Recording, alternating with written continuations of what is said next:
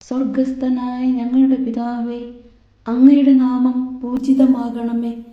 അങ്ങയുടെ രാജ്യം വരേണമേ. അങ്ങയുടെ തിരുമനസ് സ്വർഗത്തിലെ പോലെ ഭൂമിയിലുമാകണമേ.